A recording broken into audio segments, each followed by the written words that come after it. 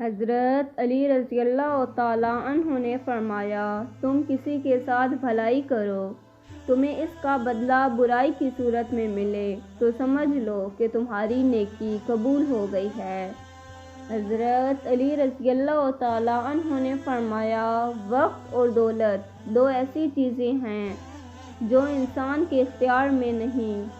وقت انسان کو مجبور اور دولت مغرور بنا دیتی ہے۔ حضرت علی رضی اللہ تعالیٰ عنہ نے فرمایا، اگر تم پانی میں ڈوب رہے ہو اور تمہیں یاد آ جائے کہ وقت نماز ہے تو نماز کی نیت کر لو۔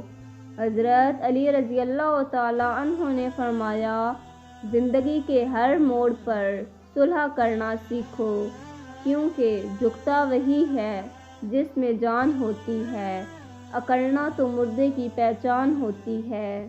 حضرت علی رضی اللہ تعالیٰ عنہ نے فرمایا، جو تمہاری خاموشی سے تمہاری تکلیف کا اندازہ نہ کر سکے، اس کے سامنے زبان سے اظہار کرنا صرف لفظوں کا ضیاع کرنا ہے۔